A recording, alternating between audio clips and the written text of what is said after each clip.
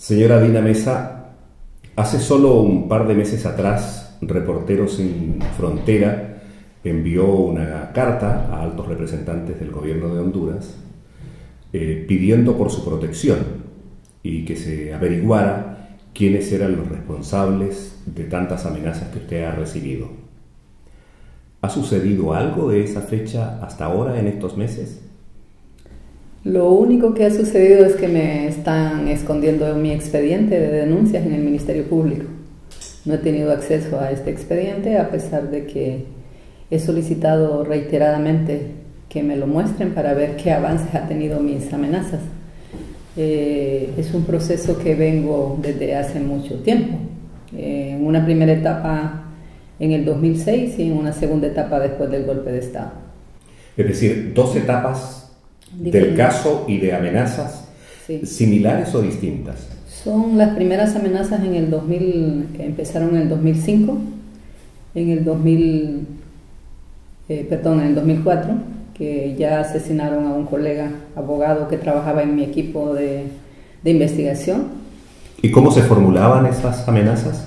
En ese momento estaba investigando violaciones de derechos laborales de guardias de seguridad por compañías de seguridad. Estas compañías sus dueños son militares y exmilitares y policías y expolicías.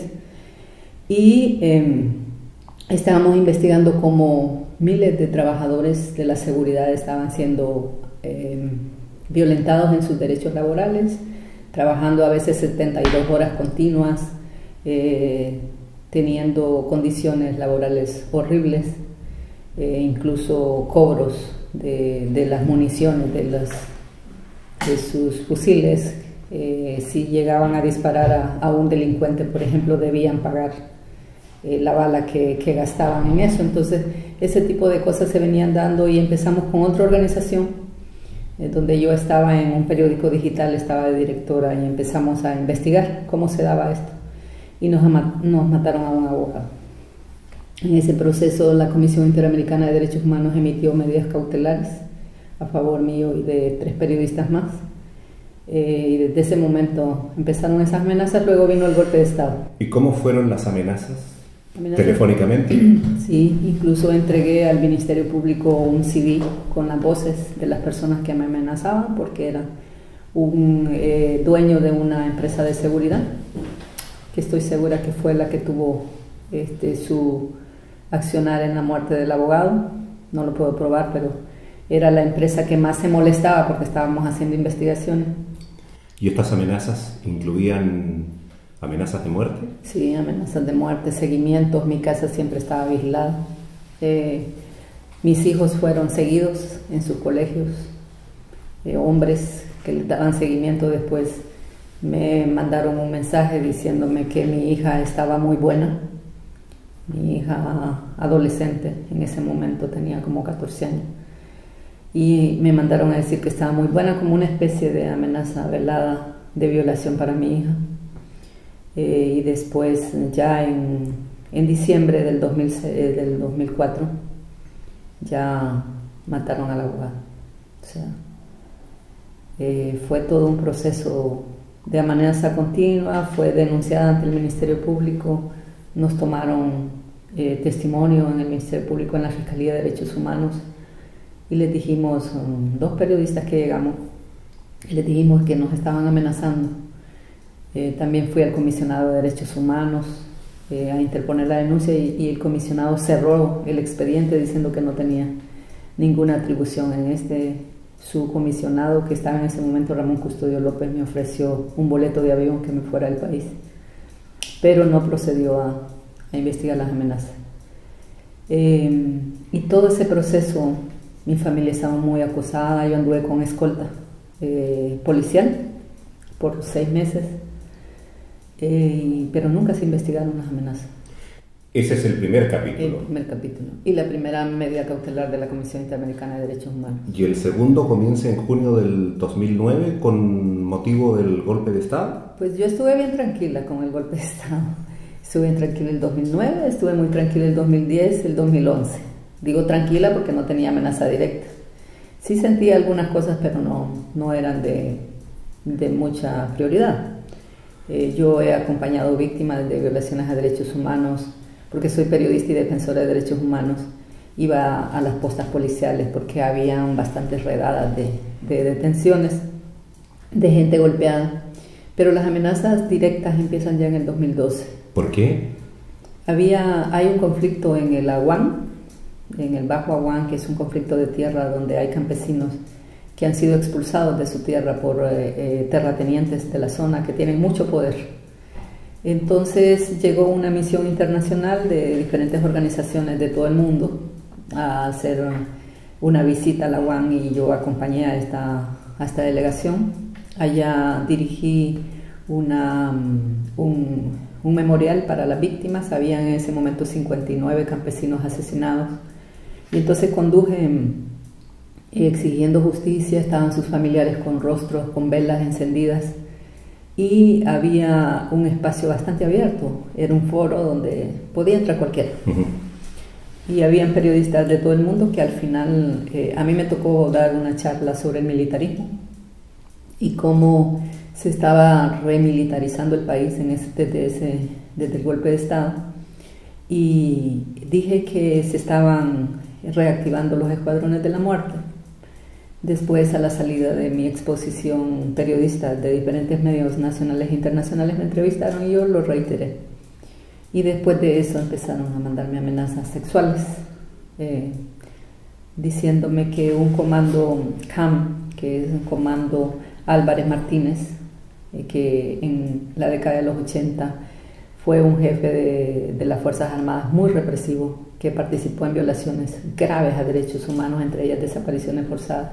Recordemos que en la década de los 80 se llama lo que se conoció como la Guerra Sucia en Honduras, donde hubo muchísimos desaparecidos. Sí, más de 184 personas que todavía sus familiares las buscan, asesinatos políticos, perseguidos, torturados. Eso dejó más de 20.000 víctimas de tortura en el país. Entonces, en ese momento estaban muy beligerantes las Fuerzas Armadas y Gustavo Álvarez Martínez era un jefe de las Fuerzas Armadas muy activo y muy afín a los Estados Unidos. Y entonces este comando le llamaron Comando Álvarez Martínez, y desde ahí me mandaron la amenaza diciendo que me iban a echar cal en mi vagina y que toda la tropa iba a gozarse de eso. Y lo mandaron desde un número. Todo esto se dio a la Fiscalía de Derechos Humanos, pero nunca hizo una investigación. Después vinieron otras amenazas, seguimientos, hubo muchos seguimientos en vehículos, las cosas se iban incrementando. Ya en finales de 2012 uno de mis hijos fue atacado en un bus. Le dijeron... Y a usted no le cabe, por lo que me cuenta, la menor duda que si estas amenazas existen y si alguna vez desgraciadamente alguna se concreta, sabemos de dónde viene. Claro, del ejército. Tiene que ver con los violadores de derechos humanos que desde la década de los 80 han venido gozando de impunidad.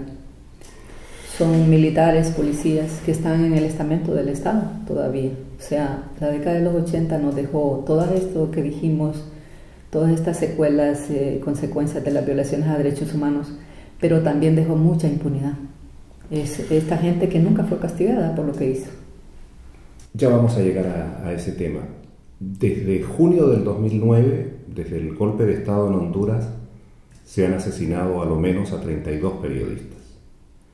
El Estado siempre ha dicho que se ha tratado fundamentalmente de delincuencia común que han perpetrado estos actos o de crimen organizado. Y por eso, fundamentalmente, no se hacen mayores investigaciones. Eso es lo que dice el Estado. Ahora suman 48 periodistas. En el golpe de Estado se han asesinado a más de 32, solo desde el golpe de Estado. Y todas estas cifras, yo he ido a la Comisión Interamericana de Derechos Humanos en marzo de este año, estuve dando mi testimonio, donde expuse de que la mayor situación que sucedía es que había mucha impunidad. El Estado de Honduras no ha hecho investigaciones y dice que es el crimen organizado o el narcotráfico el que los manda a matar. Pero ¿cómo decir, cómo concluir en esto si nunca se ha hecho una investigación? Si, por ejemplo, lo que nos dicen es que la Fiscalía no tiene fondos y que no pueden hacer investigaciones, y luego se van creando estructuras diciendo que es para investigar más las cosas y conseguir más fondos. En este caso han creado la Fiscalía de Crímenes de Alto Impacto. Entonces aquí están los crímenes contra periodistas. Pero a estas alturas, de 44 casos que habían en septiembre de este año, solamente habían investigado 4, pero medio investigado. 2 con sentencia y 2 absolutorias. 2 con sentencia media porque solamente están los autores materiales, pero sí, los intelectuales no están. Entonces tenemos un alto grado de impunidad. Estamos hablando de que únicamente en septiembre se habían medio investigado 4 casos. Y por otro lado, los fondos para la militarización del país van para arriba, o sea, las Fuerzas Armadas tienen mayor protagonismo, tienen más presupuesto. Entonces, ¿cómo es que los crímenes contra periodistas no se pueden investigar si hay dinero? ¿Verdad? Entonces eso quiere decir que no tenemos en el país voluntad política para hacerlo, porque se necesita tener aterrorizada a la prensa para que no investigue y para que no denuncie. Perdone que vuelva al pasado una vez más, a la década de los 80, porque usted perteneció al comité de los familiares, ¿verdad?, de los presos desaparecidos de aquella época. ¿A cuánta gente se ha condenado en Honduras por esas violaciones de derechos humanos? A ninguna. El Estado de Honduras tiene 2 sentencias ante la Corte Interamericana de Derechos Humanos, pero a pesar de eso ninguno está tras las rejas, ninguna persona. O sea, gozan de impunidad, algunos han tenido amnistías políticas, los han dejado libres, otros les han engavetado los expedientes. O sea, no tenemos a nadie tras las rejas. Por eso las consecuencias que tenemos en este momento. Tenemos una grave crisis de derechos humanos. ¿Por qué pasa? Pasa que en el Estado están los que estaban en los 80. Son aquellos que crearon una oficina de crisis en el golpe de Estado.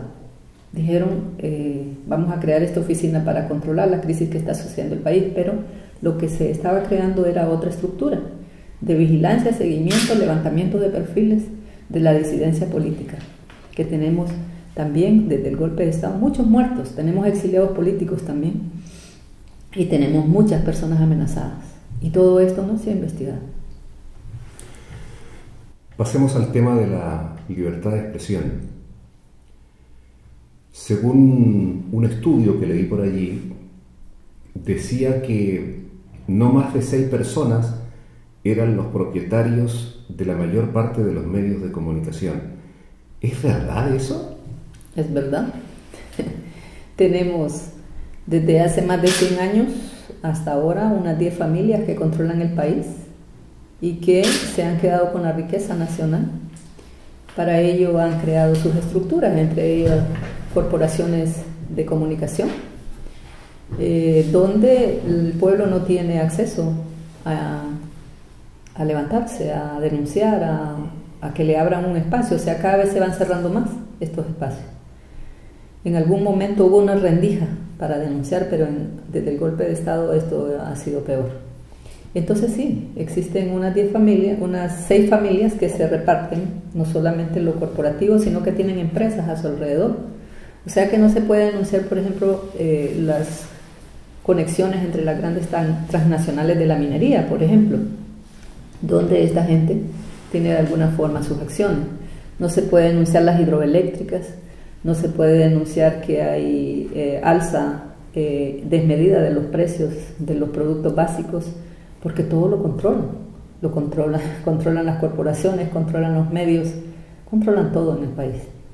Entonces tienen los medios de comunicación, la información es poder, y quien tiene un medio de comunicación tiene poder. Entonces en estos momentos estamos tratando de que el Estado democratice las comunicaciones, y lo que estamos demandando es que se tenga un 33% para los 3 sectores. O sea, debe existir un sector público de la comunicación, un sector privado y un sector comunitario de la comunicación. Entonces estamos pidiendo que se le dé el 33.33% a cada uno de estos sectores, y producto de que desde el examen periódico universal de Honduras en el año 2010, en noviembre, se demandó como una de las recomendaciones que se democratizara el espectro de las comunicaciones. Pero apenas unas 20 frecuencias se han dado a medios comunitarios, 20 frecuencias de radio. Y tengo entendido que para agravar más la situación, el Estado ocupa su cartera de publicidad para premiar a los buenos y castigar, comillas, a los malos, es decir, a los opositores y a los críticos. Sí, eso es. Y con la llegada del presidente actual, Juan Orlando Hernández, se ha agudizado la situación. ¿Qué pasaba? Anteriormente los ministerios tenían publicidad, ahora se concentró todo en Casa Presidencial. Y desde Casa Presidencial se sabe a quién se premia y a quién se castiga.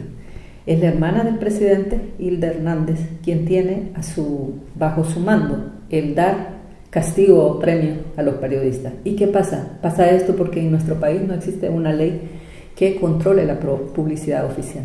Sin embargo, la Comisión de Verdad y Reconciliación, estoy citando de memoria, pero creo que es el artículo 77 o algo por el estilo, que pide justamente que se legisle sobre esos fondos.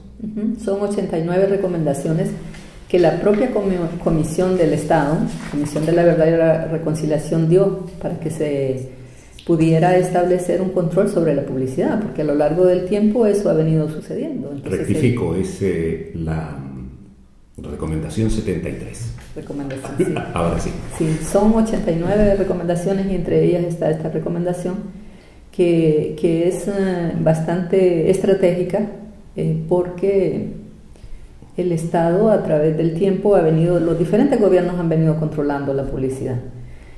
Igualmente nos controlan la entrada o salida en los lugares donde debemos ir a hacer coberturas de prensa. En este caso, en estos momentos yo no puedo entrar al Congreso Nacional. No me dejan entrar. ¿Por? Me dicen que no estoy acreditada y yo soy corresponsal de Reporteros Sin Fronteras en Honduras, di mi acreditación porque Reporteros me la dio, me la mandó, y ahora me dicen no porque no está acreditada y no está en la lista.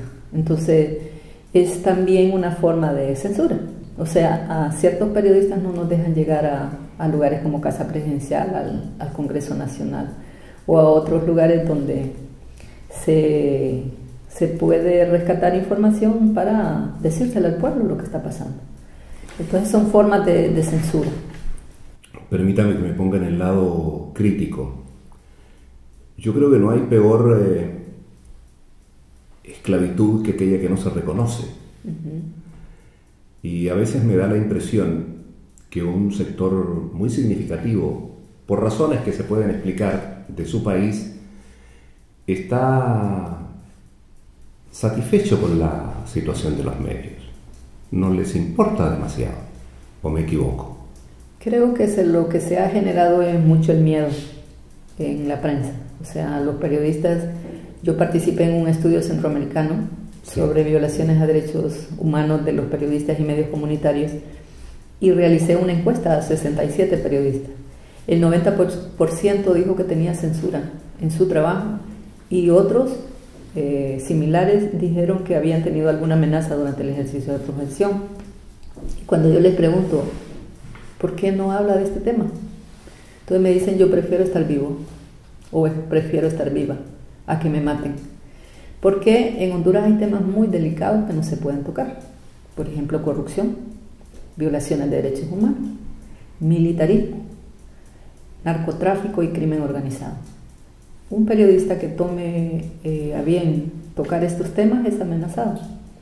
Algunos han cerrado sus programas de radio o televisión por amenazas, porque en las afueras del medio los están esperando encapuchados o son seguidos por vehículos. Entonces es una forma también de generar este terror que lo que hace es paralizar, y lo que hace es la autocensura y la censura, y eso es grave para una nación.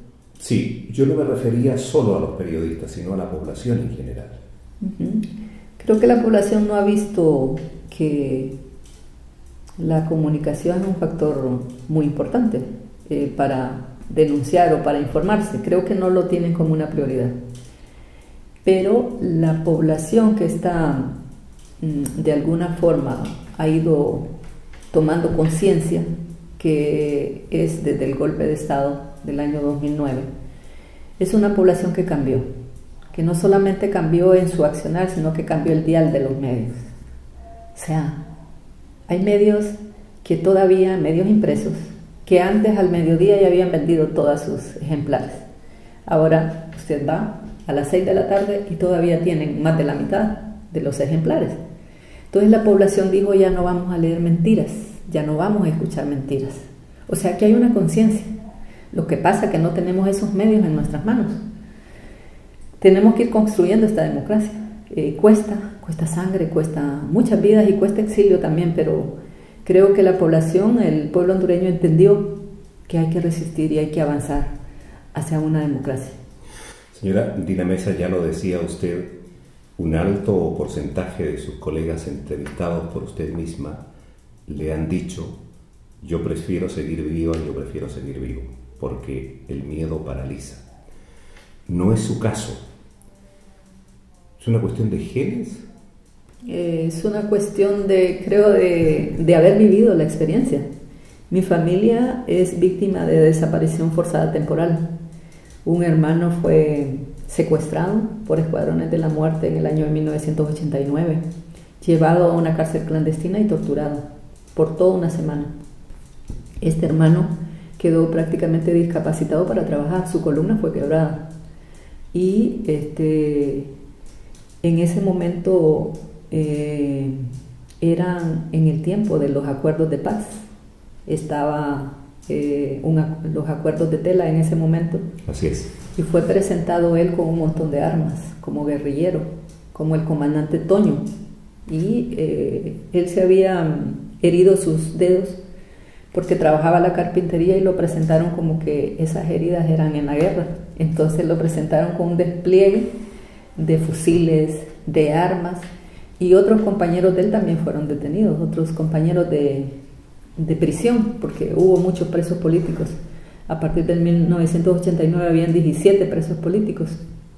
Pues trabajamos lo que es una amnistía amplia e incondicional. Yo era la coordinadora de presos políticos como familiar de mi hermano, y lo logramos en 1992. Muchos de los presos políticos se fueron al exilio. Mi hermano quedó en el país, pero no volvió a trabajar. O sea, no pudo volver a ejercer su oficio, que era la carpintería, porque quedó quebrado de la columna, prácticamente lisiado. Y eso no se ha castigado. Entonces, para mí es un compromiso, porque yo no quiero que otras familias pasen eso horrible.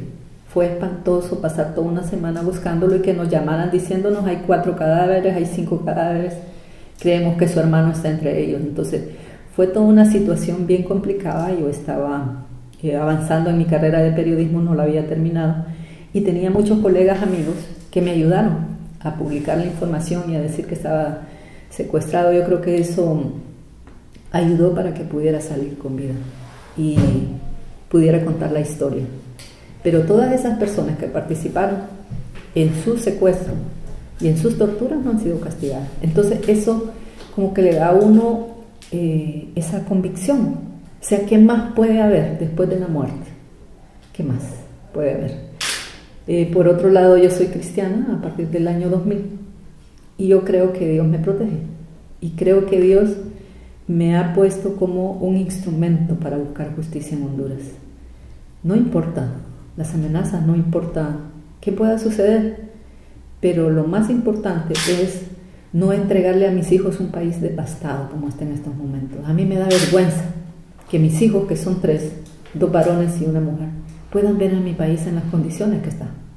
Entonces por eso es que lucho, y por eso es que no tengo miedo, porque soy ser humano, no soy Superman, pero creo que el miedo peor que se puede sentir es el miedo a quedarse haciendo nada, a quedarse con las manos cruzadas. Eso es un miedo aterrador que tengo, y por eso cada día que me levanto pienso que debo hacer algo por este país.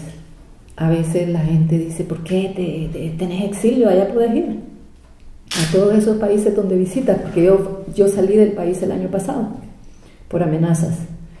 Tuve que irme a una universidad en Inglaterra por 4 meses y medio, en la Universidad de York, que tiene un programa de protección a defensores, y ahí estuve 4 meses y medio, porque me habían amenazado tanto y ya estaban con mis hijos, que decidí salir del país para calmar la situación.